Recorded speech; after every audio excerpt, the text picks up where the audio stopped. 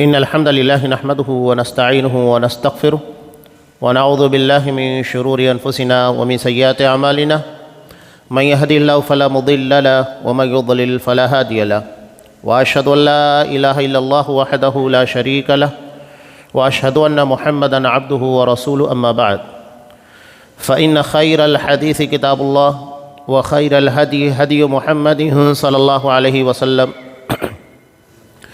وشر الأمور محدثاتها وكل محدثة بدعة وكل بدعة ضلالة وكل ضلالة في النار.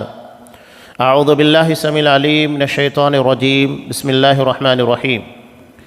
يا أيها الذين آمنوا اتقوا الله حق تقاته ولا تموتن إلا وأنتم مسلمون. يا أيها الناس اتقوا ربكم الذي خلقكم من نفس واحدة وخلق منها زوجها وبث منهما رجالا كثيرا ونساء واتقوا الله الذي تساءلون به والأرحام إن الله كان عليكم رقيبا. يا أيها الذين آمنوا اتقوا الله وقولوا قولا سديدا يصلح لكم أعمالكم ويغفر لكم ذنوبكم ومن يطع الله ورسوله فقد فاز فوزا عظيما. وقال الله تبارك وتعالى ولو أن أهل القرى آمنوا واتقوا لفتحنا عليهم بركات من السماء والأرض ولكن كذبوا فأخذناهم بما كانوا يكسبون.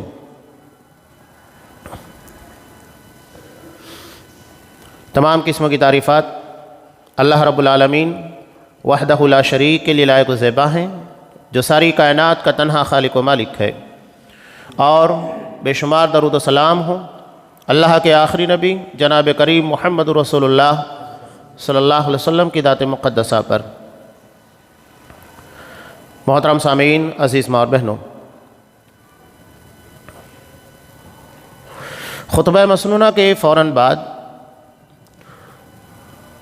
سورہ اعراف کی ایک آیت میں نے آپ کے سامنے تلاوت کی۔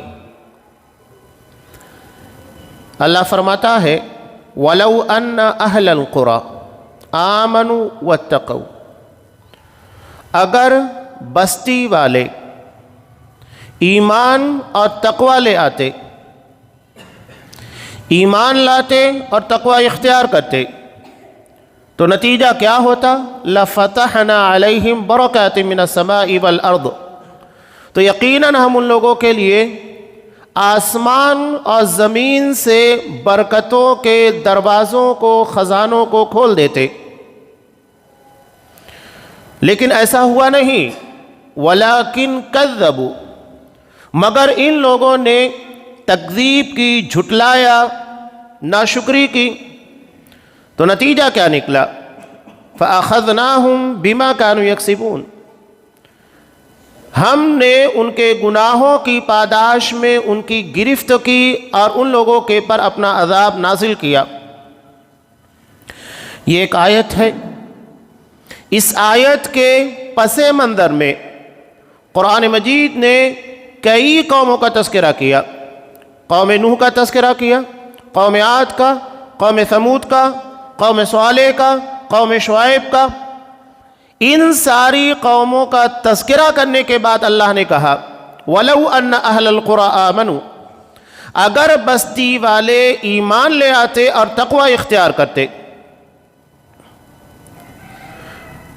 بتانے کا مقصود یہ کہ اللہ نے جن قوموں کو بھی دنیا کے اندر بھیجا، ان لوگوں کو دو ہی چیزوں کو اختیار کرنے کا حکم دیا گیا تھا، ایک ہے ایمان اور دوسرے ہے تقوی، اور یہی دراصل ہمارے جنت کے راستے کو آسان کرتا ہے۔ یہ وہ پاور ہے جو ہمیں جنت تک لے کر جاتی ہے، ایمان اور تقوی کی۔ ایمان عقیدہ توحید سے تعبیر کیا جاتا ہے۔ قرآن مجید نے سورہ انعام کے اندر اس کے پہلے کی جو سورہ ہے، اللہ نے ارشاد فرمایا الذین آمنوا ولم یلبسوا ایمانہم بظلم، جو لوگ ایمان لائے اور ایمان لانے کے بعد اپنے ایمان میں ظلم کی ملاوٹ نہیں کی۔ وَلَمْ يَلْبِسُوا إِيمَانَهُمْ بِظُلْمٍ، اپنے ایمان میں ظلم کی ملاوٹ نہیں کی، تو نتیجہ کیا نکلتا ہے؟ اولئک لہم الامن وہم مہتدون، یہی دراصل امن میں ہے، حفاظت میں ہے، اور یہی ہدایت یافتہ ہے۔ دنیا میں کسی بھی جماعت کے برحق ہونے کے لیے، کسی بھی مسلک کی بات کیجئے، کسی بھی انسان کی بات کیجئے، بنیادی شرط ہے کہ اس کا ایمان کیسا ہے۔ ایمان اگر صحیح ہے سب صحیح ہوگا انشاءاللہ، اور اگر ایمان صحیح نہیں ہے جو کہ بنیاد ہے تو باقی ساری چیزیں بے معنی ہے۔ ہمارا عقیدہ اگر صحیح نہیں، ایمان عقیدے کو ہی کہا جاتا ہے۔ ایمان کا مطلب ہوتا ہے یقین۔ کس پر آپ یقین کریں گے؟ اللہ کی ذات پر، اس کی کتاب پر، اس کے رسولوں پر، اس کے فرشتوں پر، آخرت پر، تقدیر کے اچھے یا برے ہونے پر، اس پر ایمان رکھنا ہے، یقین رکھنا ہے۔ ذرہ برابر شک شبہ نہ ہو ان چیزوں کے بارے میں۔ اگر شک یا شبہ ہے تو یہ یقین کے اور ایمان کے منافی ہے، اس کے خلاف ہے۔ تو قرآن مجید نے صاف کہا الذین آمنوا ولم یلبسوا ایمانہم بظلم، جو ایمان لے کر آئے اور انہوں نے اپنے ایمان میں ظلم کی ملاوٹ نہیں کی۔ اس آیت کی تفسیر میں امام بخاری رحمۃ اللہ علیہ نے ایک روایت حضرت عبداللہ ابن مسعود رضی اللہ تعالیٰ عنہ سے روایت کی۔ جب یہ آیت نازل ہوئی تو اصحاب کرام کو بہت فکر لاحق ہوئی۔ انہوں نے کہا کہ اللہ کا رسول اینا لم یظلم نفسا، اللہ کا رسول ہم میں کا کون ہے جو اپنے آپ کے پر ظلم نہیں کرتا؟ اصحاب کرام ہماری طرح نہیں تھے کہ گناہوں کے پر گناہ کرتے جائیں اور یہ سوچے کہ ہاں ہمارا ایمان کا معیار بہت بلند ہے، ہم بہت متقی، بہت پارسا، بڑے ایماندار۔ نہیں، صحابہ ساری نیکیوں کے کرنے کے باوجود بھی ڈرا کرتے تھے، فکر مند رہا کرتے تھے۔ انہوں نے کبھی بھی قرآن مجید یا کسی بھی حدیث کو اپنے خلاف نہیں بلکہ اپنے حق میں اپنی اصلاح کے لیے استعمال کیا۔ یہاں تو مسئلہ یہ ہے کہ آپ اگر درس دیں یا منبر کا استعمال کریں، استعمال کرتے وقت تو کوئی آیت یا کوئی حدیث بیان کرے جو عوام میں کسی کے عمل کے خلاف ہو، تو پھر علماء کے خلاف باتیں چلتی ہیں کہ فلاں عالم ہمارے خلاف بول رہا ہے۔ یہ نہیں کہتے کہ قرآن کی اس آیت کے خلاف میرا عمل ہے، میں اس حدیث کے خلاف عمل کر رہا ہوں، مجھے اپنے عمل کی اصلاح کرنی چاہیے۔ صحابہ کا مزاج تھا۔ قرآن کی آیت نازل ہوئی، کہا کہ اللہ کے رسول اینا لم یظلم نفسا، کون ہے جو اپنے آپ پر ظلم نہیں کرتا؟ جبکہ قرآن مجید میں کہا گیا ہے کہ ولم یلبسوا ایمانہم بظلم، کہ انہوں نے اپنے ایمان میں ظلم کی ملاوٹ نہیں کی۔ اللہ کو ایمان پیور مطلوب ہے، مخلص، جس میں اللہ کے پر یقین کے علاوہ کسی اور کے بارے میں یقین نہ ہو، جس میں اللہ کی بندگی، اللہ کی عبادت، اللہ کے پر ایمان، جو بھی چیزیں اس کے متقاضی ہیں، اس کے خلاف کوئی چیز نہ پائی جائے، اللہ کو ایسا ایمان مطلوب ہے۔ اللہ کے رسول صلی اللہ علیہ وسلم نے کہا کہ اللہ کے بندو، یہاں ظلم سے مراد وہ ظلم نہیں ہے جو تم سمجھ رہے ہو، بلکہ یہاں ظلم سے مراد شرک ہے۔ کیا تم نے سورہ لقمان نہیں پڑھی کہ ان الشرک لظلم عظیم؟ یقیناً شرک سب سے بڑا ظلم ہے، اس لیے کہ وہ سب سے بڑی ذات اللہ تبارک و تعالیٰ کے خلاف کیا جاتا ہے، تو اس لیے وہ سب سے بڑا ظلم بن گیا ہے جو اللہ تبارک و تعالیٰ کے خلاف استعمال کیا جا رہا ہے۔ اب یہاں ایک بات یہ بھی معلوم ہے کہ اصحاب کرام قرآن یا حدیث کے سمجھنے میں اگر کہیں کسی قسم کی خطا یا غلطی کر جاتے تھے، ان کی فہم یا ان کی سمجھ میں وہ چیز نہیں آ پاتی تھی، یا جو شریعت کا مطلوب ہے نہیں آتی تھی، تو نبی کریم صلی اللہ علیہ وسلم ان کی اصلاح کیا کرتے تھے۔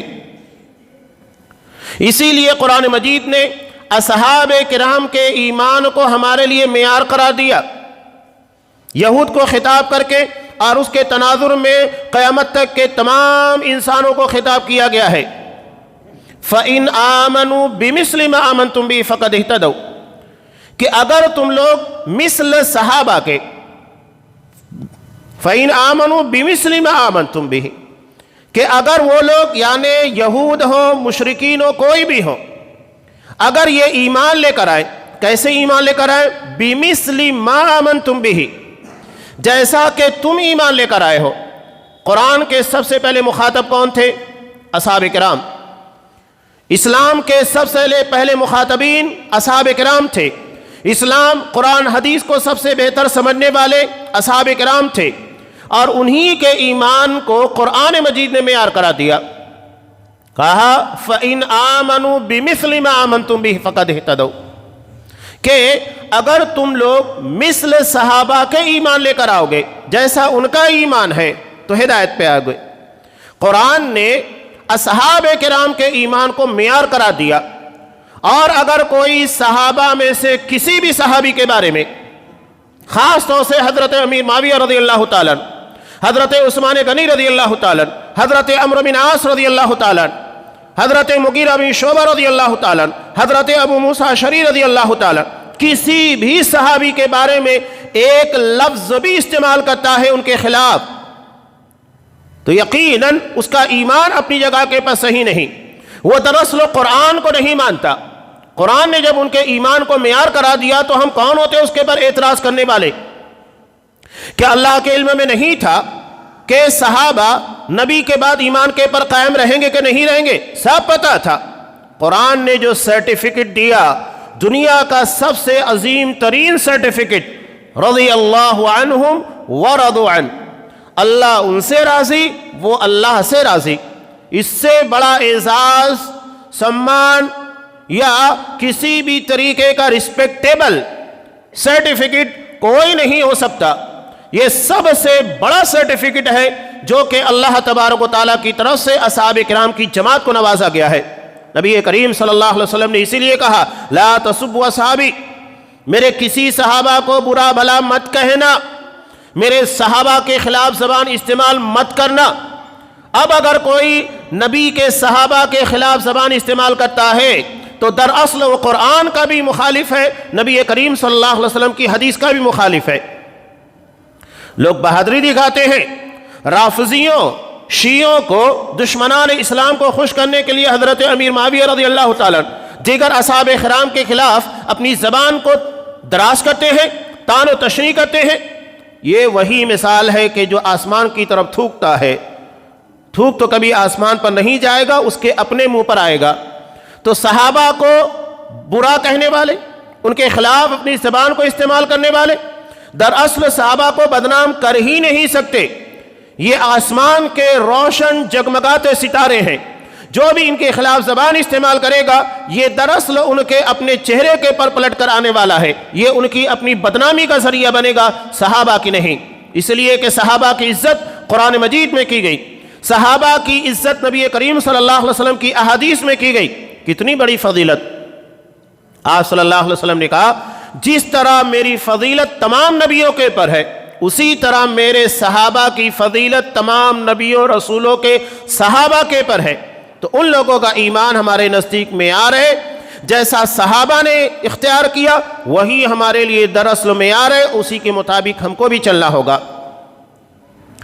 تو قرآن نے کیا کہا؟ الذین آمنوا ولم یلبسوا ایمانہم بظلم، جو ایمان لے کر آئے اور اپنے علم میں اور اپنے ایمان میں ظلم کی، شرک کی ملاوٹ نہیں کی، یعنی کسی موڑ کے پر شرک سے سمجھوتا اللہ کو گوارا نہیں۔ اس نے صاف کہہ دیا ان اللہ لا یغفر ان یشرک بہ، اللہ قطعاً اس بات کو گوارا نہیں کرے گا، معاف نہیں کرے گا کہ اس کے ساتھ، اس کی ذات، اس کی صفات میں کسی کو شریک ٹھہرایا جائے، یہ اللہ کو گوارا نہیں۔ اس نے صاف کہہ دیا اس موڑ کے پر چاہے نبی کا باپ ہو، نبی کی ماں ہو، نبی کا بیٹا ہو، نبی کا رشتہ دار ہو، نبی کا چچا ہو، کوئی بھی ہو، وہ اللہ کے ہاں بخشا جانے والا نہیں ہے، یہ اللہ کا وعدہ فرمان ہے۔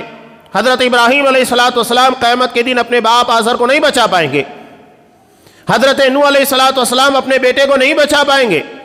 نبی کریم صلی اللہ علیہ وسلم کو دنیا میں منع کر دیا گیا، اپنے چچا کے بارے میں، ماں باپ کے بارے میں مغفرت کی دعا نہیں کر سکتے۔ اس سے بڑھ کر اب کیا دلیل چاہیے؟ یہاں کوئی سمجھاتا نہیں، کوئی کمپرمائز نہیں، کسی طریقے کی رو رعایت نہیں ہے، بالکل واضح فرمان۔ تو ایمان کو پیور رکھنے کی کوشش کیجیے۔ ایمان، اس کا اصل تعلق اللہ تبارک و تعالیٰ کی ذات سے ہے۔ اللہ نے کیا کہا؟ وَلَوْ أَنَّ أَهْلَ الْقُرَىٰ آمَنُوا وَاتَّقَوْا، اگر بستی والے ایمان لاتے اور تقوی اختیار کرتے۔ دو چیزیں، پہلا ہے ایمان، جس کے بارے میں نے ہلکی سی تشریح آپ کے سامنے رکھی۔ ایک بات آپ غور کریں گے، ایمان کو ہم یہ سمجھتے ہیں کہ یہ معمولی سی چیز ہے، نہیں، ایمان ہمیں اللہ کی جنت تک لے کر جائے گا۔ مسلم کی روایت میں نبی کریم صلی اللہ علیہ وسلم نے وعدے کا ہر بچہ جانتا ہے، لا تدخلون الجنہ حتی تؤمنوا، جب تک تم ایمان نہیں لاؤ گے اللہ کی جنت میں داخل نہیں ہو سکتے۔ یعنی جنت میں داخلے کا پروانہ ہے ایمان، جسے ہم عقیدہ توحید سے تعبیر کرتے ہیں۔ نبی کریم صلی اللہ علیہ وسلم کی مشرکین مکہ سے لڑائی، آئے دن بحث و مباحثہ تک کرنا اور ان کے سارے ظلم و ستم کو برداشت کرنا کس بنیاد کے پر تھا؟ اسی ایمان اور اسی عقیدے کی بنیاد کے پر۔ مکہ کے اندر نہ نماز فرض ہوئی، نہ دیگر عبادت اور احکامات کو نازل کیا گیا، وہاں سارے معاملات در اصل عقیدے سے منسلک تھے، ایمان سے منسلک تھے، اسی کے پر ساری بحث جاری تھی۔ یہ بنیاد ہے۔ اگر یہ چیز صحیح نہیں ہے تو آگے کی ساری چیزیں بے معنی ہے، یہ اگر صحیح ہے تو باقی ساری چیزیں انشاءاللہ صحیح ہوگی۔ اگر ایک شخص بالو کے پر یا ریت کے پر ایک عالی شان محل تعمیر کرے، کیا وہ ٹکا رہ سکتا ہے؟ نہیں ٹکے گا، وہ کبھی بھی ڈھہ جائے گا۔ یہی معاملہ ایمان کے بغیر اعمال کا ہے کہ اگر ہمارا عقیدہ، ہمارا ایمان صحیح نہیں ہے، اس کے بعد ہم نیکیوں کے پر نیکیاں، روزے، نماز، زکوٰۃ سب کر رہے ہیں، لیکن ایمان صحیح نہیں ہے، عقیدہ صحیح نہیں ہے، سب بے معنی ہے، سب ڈھہ جائے گا، ہباء منصورا بنا دیا جائے گا، بکھرے ہوئے ذرات کی طرح کر دیا جائے گا سارے اعمال کو۔ ہاں، اگر عقیدہ صحیح ہے، بنیاد جس کو کہا جاتا ہے، آپ نے ایک بہترین بیس رکھی، بنیاد انتہائی مضبوط، اس کے پر اگر آپ جھوپڑی بھی بنا لیتے ہیں، چار پترے کا مکان بھی بنا لیں گے، وہ ٹکا رہے گا۔ کیوں ٹکا رہے گا؟ اس لیے کہ اس کی بنیاد مضبوط ہے۔ یہی معاملہ ایمان کا اور عقیدے کا تمام تر معاملات کے اندر ہے۔ اگر یہ صحیح نہیں ہے تو باقی کوئی چیز صحیح نہیں ہوگی، یہ صحیح ہے تو اس کے پر جو بھی ہوگا سب مقبول ہوگا، سب قبول کیا جائے گا۔ تو ایمان بہت اہم چیز ہے۔ تو اللہ نے پہلی شرط کیا رکھی؟ وَلَوْ أَنَّ أَهْلَ الْقُرَىٰ آمَنُوا، اگر بستی والے ایمان لے کر آتے۔ اس کے بعد اللہ نے کہا وَاتَّقَوْا، اور وہ تقوی اختیار کرتے۔ قرآن جہاں کوئی اہم حکم بیان کرتا ہے وہاں تقوی، اللہ کا تقوی، یہ بنیادی چیز ہے، اللہ کا ڈر۔ اصحاب اکرام کو اتنی ساری اچھائیوں، نیکیوں کی طرف آمادہ کرنے والی چیز کیا تھی؟ اللہ کا تقوی، اللہ کا خوف تھا۔ وہ رات کی تنہائیوں میں نیکیاں کر گزرتے تھے، کسی کو معلوم نہیں پتا تھا۔ یہ تقوی کی بنیاد پر، یہ بہت بڑا فرق ہے۔ آج ہمارے یہاں صرف رونمائی، شہرت نمائی، لوگوں کے درمیان ناموری، ہم نے یہ کیا، ہم نے وہ کیا، یہ جذبہ کیوں پروان چڑھ رہا ہے؟ یہ تقوی کے فقدان کی وجہ سے، اخلاص اور للہیت کے نہ ہونے کا نتیجہ ہے۔ قرآن مجید نے ایک واقعے کی جانب اشارہ کیا۔ حضرت ابو طلحہ انصاری رضی اللہ تعالیٰ عنہ کا کہ انہوں نے نبی کریم صلی اللہ علیہ وسلم کے، میں بخاری کے اندر ہے قرآن مجید کی آیت جس کے تناظر میں نازل بھی، وَيُؤْثِرُونَ عَلَىٰ أَنفُسِهِمْ وَلَوْ كَانَ بِهِمْ خَصَاصَةٌ، کہ وہ اپنی ذات کے پر دوسروں کو ترجیح دیتے ہیں، حالانکہ خود زیادہ ضرورت مند ہوتے ہیں، لیکن اس کے باوجود دوسروں کو ترجیح دیتے ہیں۔ اسلام کے اندر یہی ایثار ہے، یہ ہماری آپسی رشتہ داریوں کو، تعلقات کو مضبوط کرتا ہے۔ ایثار اور ہمدردی، اپنی ذات کے پر دوسروں کو ترجیح دینا، مفاد پرستی نہیں، اپنے فائدے کی سوچنا، اپنے لیے سوچنا اور اپنے مفاد کے حق میں جو باتیں ہو سکتی ہے اس کو اپنانے کی کوشش کرنا، یہ دنیا داری ہے، ایمانداری اور اسلامی رواداری نہیں ہے۔ اسلام میں ایثار ہے، اسی کو تقوی سے تعبیر کیا جاتا ہے۔ جو جتنا بڑا متقی ہوگا اس کے اندر اتنا زیادہ قربانی کا جذبہ ہوگا، اپنی ذات کے پر دوسروں کو ترجیح دینے کا، یہ محبت کے ماحول کو پروان چڑھاتا ہے۔ ہمارے درمیان رسا کشی، یعنی اپنے فائدے کے لیے کوششیں کرنا، دوسروں کو نقصان پہنچانے کی کوشش کرنا، یہ جذبہ ہماری اخوت اور ہماری محبت کی جڑوں کو کاٹ رہا ہے۔ اصحاب اکرام میں اتنی اخوت محبت کیوں تھی؟ اس لیے کہ وہ دوسروں کو ترجیح دینا جانتے تھے۔ حضرت سعد بن ربیع رضی اللہ تعالیٰ جب مہاجرین اپنا سب کچھ نچھاور کر کے مدینہ تشریف لائے تھے تو انصار نے بے مثال خدمات کو انجام دیا۔ یہی مسلم معاشرے کی سب سے اعلیٰ ترین مثال ہے، یہ ہماری سب سے عالی شان روایت ہے۔ ان کا بھائی چارہ کرایا گیا حضرت عبد الرحمن ابن عوف رضی اللہ تعالیٰ عنہ سے۔ ایثار، ہمدردی اور دوسروں کو ترجیح دینا، قربانی کا جذبہ دیکھیے اس واقعے کے اندر آپ کو نظر آئے گا۔ انہوں نے کہا کہ اللہ نے جتنی پراپرٹی مجھ کو دی ہے میں اس کا 2 حصہ کرتا ہوں، آدھا آپ لے لیجئے، آدھا میں رکھتا ہوں۔ چلو ٹھیک ہے، مال کو تقسیم کر دیا۔ بیوی تقسیم کرنے پر راضی ہو گئے، کہا کہ میری 2 بیویاں ہیں اور یہ نہیں کہ جو بیوی مجھے پسند نہیں یا وہ زیادہ خوبصورت نہیں ہے اسے طلاق دوں گا۔ کہا کہ آپ دیکھ لیجئے، جو بیوی آپ کو پسند ہو میں اسے طلاق دوں گا، اور طلاق دینے کے بعد عدت گزر جائے گی، آپ نکاح کر لینا۔ یہ ایثار اور ہمدردی ہے۔ حضرت عبد الرحمن ابن عوف رضی اللہ تعالیٰ عنہ نے ایسا نہیں کہ اس کا ناجائز فائدہ اٹھائیں، انہوں نے کہا کہ اللہ تمہارے مال، تمہاری اولاد میں برکت دے، یہ سب اپنے پاس رکھو، مجھے صرف بازار کا راستہ بتا دو۔ تھوڑی سی پنیر تھی، لے جا کر انہوں نے مارکیٹ کے اندر بیچا، اللہ نے دھیرے دھیرے انہیں خوب برکت عطا کی۔ نتیجہ یہ ہوا کہ وہ حضرت عثمان غنی رضی اللہ تعالیٰ عنہ کے بعد مالدار ترین صحابہ کی لسٹ میں آ گئے۔ یہ ایثار اور ہمدردی ہے۔ ہم دوسروں کو ترجیح دینا سیکھیے، اس کے بعد دیکھیے کہ ہمارے معاشرے کے اندر کیسے محبت پیدا ہوگی۔ یہی بھائی بھائی کے تعلق سے، بہنیں بہنوں کے تعلق سے، رشتہ دار کے تعلق سے، اور پڑوسی کے تعلق سے سوچنے لگ جائے تو سوچئے کہ ہمارا ماحول اور معاشرہ کتنا شاندار ہوگا، مثالی معاشرہ بن جائے گا۔ لیکن ہم اس کے خلاف رسہ کشی کی زندگی گزار رہے ہیں، اپنے مفاد کے لیے کوشش کرتے ہیں، اپنے فائدے کے لیے کوشش کرتے ہیں، تو نتیجہ پھر ہمارے سامنے اس سے دشمنیاں، منافرت اور ایک دوسرے کے خلاف نفرت کا جذبہ پیدا ہوتا ہے، اور اسلام ان چیزوں کو مٹاتا ہے۔ وہ کہتا ہے لا تحاسدوا، ایک دوسرے سے حسد مت کرو، ایک دوسرے کے لیے قربانی دینے کا جذبہ رکھو۔ حضرت ابو طلحہ انصاری رضی اللہ تعالیٰ نبی کریم صلی اللہ علیہ وسلم کے مہمان آئے ہوئے تھے۔ آپ صلی اللہ علیہ وسلم کے 9 بیویوں کے گھر میں سوائے پانی کے کچھ نہیں تھا۔ یہ حالت تھی نبی کریم صلی اللہ علیہ وسلم کے گھرانے کی۔ آپ صلی اللہ علیہ وسلم اس مہمان کے تعلق سے بولنے لگے۔ حضرت ابو طلحہ انصاری رضی اللہ تعالیٰ عنہ کھڑے ہوئے، کہا کہ اللہ کے رسول یہ مہمان آپ میرے حوالے کر دیجئے، میں اس کی خدمت کروں گا۔ لے کر گئے۔ گھر جانے کے بعد پتہ چلا کہ گھر میں صرف اتنا کھانا ہے کہ ایک آدمی اسے کھا سکتا ہے۔ انہوں نے کہا کہ اپنے بچوں کو بہلا فسلا کو سلا دو، مہمان جب کھانا شروع کرے تو چراغ تیل ڈالنے کے بہانے اٹھا لینا، میں مہمان کے سامنے اپنے ہاتھوں کو روکے رکھوں گا اور وہ رات کی تاریکی میں میرے ساتھ کھانا کھا لے گا، میں اپنا ہاتھ روک لوں گا۔ چنانچہ مہمان نے پیٹ بھر کھانا کھایا، ایک آدمی کے برابر تھا۔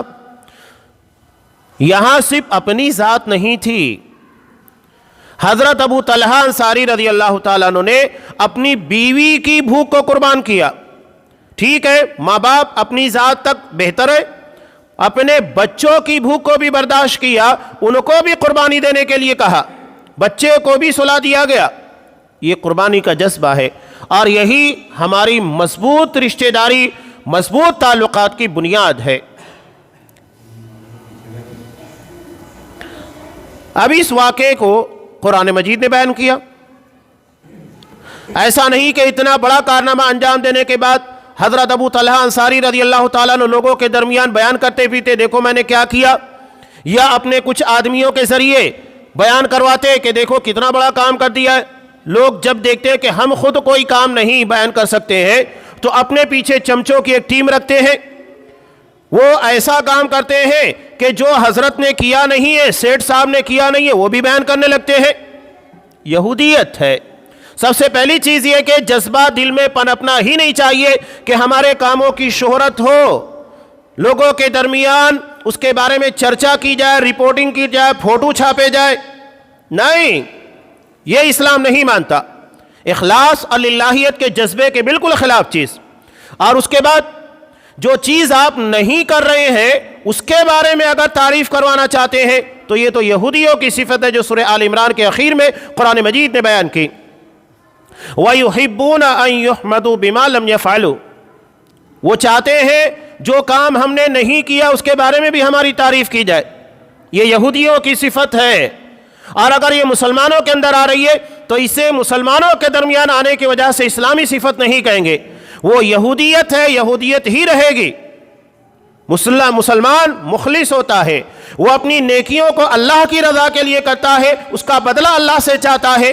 وہ لوگوں کے درمیان اپنی نیکیوں کا کریڈٹ نہیں لینا چاہتا، وہ اپنی نہ کرنے والی نیکیوں کے بارے میں لوگوں کے درمیان شہرت یا اس کے بارے میں رپورٹنگ، فوٹو چھاپنا یہ سب نہیں چاہتا. وہ صرف اللہ کی رضا کے لیے سارے کام کرتا ہے. یہی مسلمانیت ہے.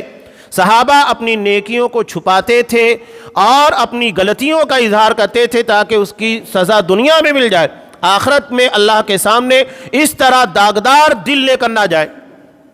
یہ بہت بڑا فرق تھا.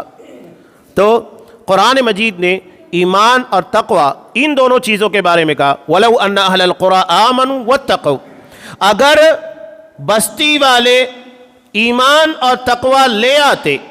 ایمان کا اصل تعلق اللہ تبارک و تعالیٰ کی ذات سے ہے، اور تقوی کا اصل تعلق در اصل بندوں سے ہے، اللہ کے ساتھ ساتھ بندوں سے ہے. آپ حیران ہوں گے، بخاری، ابو داؤد وغیرہ کی بہت ساری روایات ہیں. آپ صلی اللہ علیہ وسلم کیا کہتے ہیں؟ من کان یؤمن باللہ والیوم الآخر فلیکرم ضیفہ، من کان یؤمن باللہ والیوم الآخر فلا یؤذی جارہ، من کان یؤمن باللہ والیوم الآخر فلیصمت فلیقل خیرا او لیصمت. جو اللہ اور آخرت کے دن پر ایمان رکھے اسے چاہیے کہ اپنے مہمان کی تکریم کرے. جو اللہ اور آخرت کے دن کے پر ایمان رکھتا ہے اسے چاہیے کہ اپنے پڑوسی کو تکلیف نہ دے. جو اللہ اور آخرت کے دن پر ایمان رکھتا ہے چاہیے کہ بھلی بات کہے ورنہ خاموش رہے. ساری باتیں سماجیات سے منسلک ہے. مہمان کی عزت کرنا، تکریم کرنا، پڑوسی کو تکلیف نہ پہنچانا، زبان سے اچھی بات کہنا ورنہ خاموش رہنا، یہ سب سماج اور بندوں سے متعلق ہے. لیکن اللہ کے رسول صلی اللہ علیہ وسلم نے کیا کہا؟ جو اللہ اور آخرت کے دن پر ایمان رکھتا ہے، یعنی جس کا ایمان صحیح ہوگا، جو اللہ کے پر یقین رکھے گا کہ اللہ دیکھ رہا ہے، اگر میں نے کچھ غلط کیا اللہ اس کی سزا دے گا، دنیا میں مکافات عمل ہو سکتا ہے، آخرت میں اس کی سزا ہو سکتی ہے. اور یہ بندوں کا معاملہ ہے، اللہ کا نہیں. اللہ تبارک و تعالیٰ اس کے حق میں اگر کوئی کوتاہی ہوئی ہے، اللہ کا جو حق ہے اس کی عبادت، اس کی بندگی میں کوئی کوتاہی ہوئی ہے تو وہ غفور رحیم ہے. بندہ اگر اس سے توبہ کرے، استغفار کرے، یقیناً امید ہے کہ بخش دیا جائے گا. لیکن بندوں کے معاملات بندوں کے حوالے کر دیے جائیں گے. وہاں نہ باپ بیٹے کا، نہ بیٹا باپ کا، نہ بیوی شوہر کی، نہ شوہر بیوی کا، کوئی کسی کا نہیں ہوگا. ایک نیکی کے بارے میں انسان ترس جائے گا لیکن وہ نیکی اس کو نہیں دی جائے گی. شوہر اپنی بیوی کے پاس آئے گا، نبی کریم صلی اللہ علیہ وسلم نے آخرت کے منظرنامے کو پیش کیا. کہے گا کہ میں نے دنیا میں تمہاری دیکھ بھال، تمہاری ضروریات، ساری چیزوں کے اندر کوئی کمی نہیں کی. بیوی کہے گی کہ ہاں، تم نے شکایت کا موقع نہیں دیا. شوہر کہے گا مجھے ایک نیکی کی ضرورت ہے، دے دو. بیوی کہے گی نہیں، تمہاری ساری اچھائیاں قبول ہے لیکن آج میں تمہیں ایک نیکی بھی نہیں دے سکتی. یہ میدان محشر ہوگا. سوچئے کہ اگر وہاں لائن لگی ہوئی لوگوں کی، ہم نے کسی کے پر جھوٹا الزام لگایا، جھوٹ بولا، دھوکہ دیا، الزام تراشی کی، غیبتیں کی، چگلیاں کی، لوگوں کے مال ناجائز طریقے سے کھائے، یہ سارے مظلومین آ رہے ہیں، تو کیا کریں گے ہم؟ اتنی محنت سے کمائی ہوئی نیکیاں ضائع ہو جائے گی. تو ایمان اللہ اور آخرت کے دن کے پر رکھنے کا مطلب یہی ہے کہ بندوں کے ساتھ کسی قسم کی کوئی زیادتی نہیں ہونا چاہیے. اس معاملے میں کسی کو نہیں بخشا جائے گا. نبی کریم صلی اللہ علیہ وسلم کا ایک عمل ہماری روح کو تڑپا دیتا ہے، رونگٹے کھڑے کر دیتا ہے.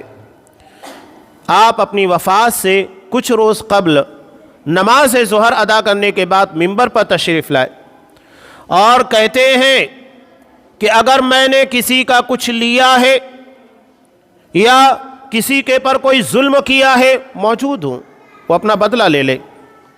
ایک صحابی کھڑے ہوئے کہا کہ اللہ کے رسول میرے 3 درہم آپ کی طرف باقی ہیں۔ آپ صلی اللہ علیہ وسلم نے فوراً اپنے چچا زاد بھائی حضرت فضل بن عباس رضی اللہ تعالیٰ عنہ کو کہا کہ اس کا قرض ادا کر دے۔ یہ آپ صلی اللہ علیہ وسلم نے کیوں کیا؟ یہ حقوق العباد ہے، یہ توبہ سے معاف نہیں ہوگا جب تک کہ ہم نے جس کے ساتھ زیادتی کی ہے اس کے ساتھ جا کر معافی تلافی نہ کر لے، جو اس کا حق نکلتا اس کو نہ دے دیں۔ یہ مت سمجھیے کہ توبہ سے، استغفار سے، حج اور عمرہ سے معاف ہوگا، نہیں ہوگا۔ یہ معاملہ بہت سخت ہے۔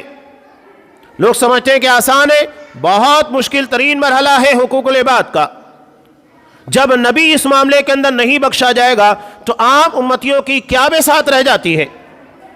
تو اس معاملے میں بہت چوکنا رہنا ہے۔ قرآن مجید نے ایمان اور تقوی انہی دونوں چیزوں کو معیار قرار دیا، یعنی جو اللہ کے ساتھ اپنے تعلقات کو مضبوط رکھتا ہے اور بندوں سے اس کے تعلقات بہتر ہیں، تو انہی لوگوں کے بارے میں اللہ کہہ رہا ہے وَلَوْ أَنَّ أَهْلَ الْقُرَىٰ آمَنُوا وَاتَّقَوْا، اگر بستی والے ایمان اور تقوی لے آتے تو نتیجہ کیا نکلتا؟ لَفَتَحْنَا عَلَيْهِمْ بَرَكَاتٍ مِّنَ السَّمَاءِ وَالْأَرْضِ، ہم ان کے لیے آسمان اور زمین سے برکتوں کے خزانوں کے دروازوں کو کھول دیتے۔ کون سا بندہ ایسا ہے جو یہ نہ چاہے کہ اس کے رزق کے اندر، اس کی معیشت، اس کے کاروبار، اس کے بزنس کے اندر برکت ہو؟ ہر کوئی چاہتا ہے۔ اگر ہم چاہتے ہیں تو اپنے ایمان اور تقوی کے معیار کو بہتر بنانے کی کوشش کیجیے۔ وہ رزاق، وہ غفور الرحیم ارحم الراحمین صاف کہہ رہا ہے کہ میں برکتوں کے خزانوں کو تمہارے لیے کھول دوں گا۔ لیکن اگر تکذیب کی جائے گی، ناشکری کی جائے گی، تو پھر اللہ کی طرف سے وارننگ صاف دے دی گئی ہے۔ وَلَكِنْ كَذَّبُوا، لیکن ان بستی والوں نے، چاہے وہ قوم نوح ہو، قوم عاد ہو، قوم سمود وغیرہ ہو، ان لوگوں نے تکذیب کی، نہ وہ ایمان لے کر آئے، اور ایمان نہیں لائے تو سارے معاملات بھی صحیح نہیں ہوں گے۔ تو نتیجہ کیا ہوا؟ وَلَكِنْ كَذَّبُوا، ان لوگوں نے جھٹلایا، تو نتیجے میں فَأَخَذْنَاهُمْ، ہم نے انہیں اپنے عذاب کی گرفت میں لے لیا۔ قوم نوح کے پر الگ عذاب آیا، قوم عاد کے پر الگ آیا، قوم سمود کے پر الگ آیا، قوم صالح کے پر الگ آیا، ہر قوم کے پر الگ الگ عذاب آیا۔ فَأَخَذْنَاهُمْ بِمَا كَانُوا يَكْسِبُونَ، تو ہم نے ان کے گناہوں کی پاداش میں ان کی گرفت کی، ان کے پر عذاب نازل کیا۔ تو دنیاوی مصیبتیں، پریشانیاں، تکالیف، یہ دراصل ہمارے گناہوں کی پاداش میں نازل ہوتی ہے۔ تو اگر ہم اپنے ایمان اور تقوی کو صحیح کر لیں گے تو یقینی بات ہے کہ ہم گناہوں سے بچیں گے۔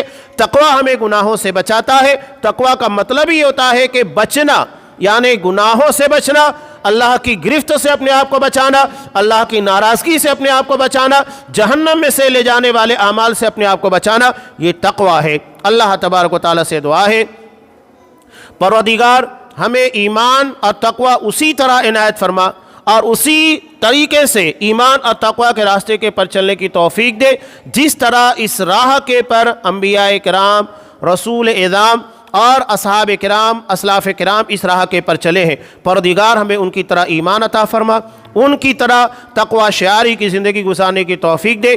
پروردگار تیرے حقوق اور تیرے جو بھی تیرے تعلق اور تیرے تئیں ہماری ذمہ داریاں ہیں بندگی کی، انہیں صحیح طور کے پر ادا کرنے کی توفیق دے۔ اس میں کوتاہیاں ہیں تو غفور رحیم، تو بڑا بخشنے والا ہے، تو اپنی مغفرت کی چادر ان گناہوں کے پر، خطاؤں اور غفلتوں کے پر تان دے، اور آئندہ ہمیں ان غلطیوں اور گناہوں سے اور غفلتوں سے بچنے کی توفیق دے۔ بندوں کے تعلق سے بھی ہمارے معاملات کو بہتر بنا، جو بھی ناچاکی، خرابی یا کسی بھی قسم کی ظلم اور زیادتی ہے، پروردگار ان ساری چیزوں کی تلافی اور معافی دنیا میں کر لینے کی توفیق دے۔ آخرت میں ہمیں کسی بھی قسم کی باز پرسے سے اور آپسی لین دین سے محفوظ رکھ، جب تک ہمیں دنیا میں رکھ اسلام کے پر رکھ اور ہمارا خاتمہ ایمان کے پر فرما۔ آمین۔ بارک اللہ لنا ولکم فی القرآن العظیم ونفعنی وإیاکم بالآیات والذکر الحکیم، انہ تعالی جواد کریم ملک بر رؤوف رحیم۔